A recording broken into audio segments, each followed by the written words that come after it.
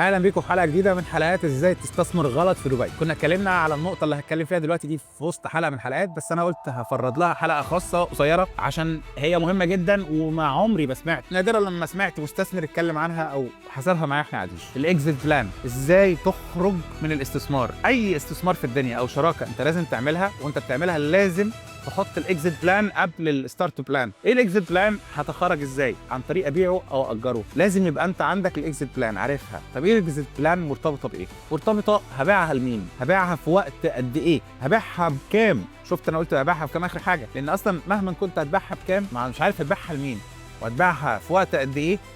حتى لو هتبيعها بكام، يعني ان شاء الله لو هي بمليون هتبيعها ب 100 مليون، بس محدش هيشتريها. ما عملناش حاجه كتير جدا في بعض الدول تانية، وانا اتكلمت عليها في حلقات تانية في فيديوهات تانية. العقارات فيها سعرها زاد جدا، اشترى بمليون وبقت ب5 مليون على الورق. تيجي تقول له باعت، يقول لك لا مش عارف ابيع.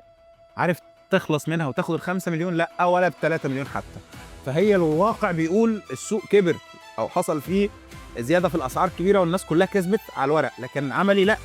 فهل زياده الاسعار اللي بتحصل في المنطقه او في المشروع اللي انت اشتريته، زياده الاسعار دي انت هتقدر تسيلها فلوس وتحولها لواقع ولا لا؟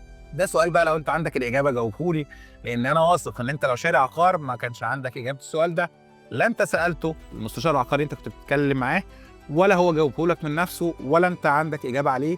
للاسف ناس كتيره ممكن يكونوا يتخطوا 80% من الناس اللي بتشتري ما بتجاوبش السؤال ده. تاني، الاسئله مش بس هتبيعها بكام، هتبيعها بكام في وقت قد ايه، مش امتى، في وقت قد ايه. يعني هتقعد اسبوع تبيع فيها، ولا شهر، ولا سنه، ولا 10 سنين، ولا مش هتتباع خالص؟ لمين؟ عشان لمين دي هتعرفك في سوق اصلا ولا لا، ان المين يعني فيها ناس محتاجاها ولا لا. ده كانت حلقه مهمه جدا حبيت افصلها. اشوفكم في حلقه تانية، اشوفكم على خير، سلام.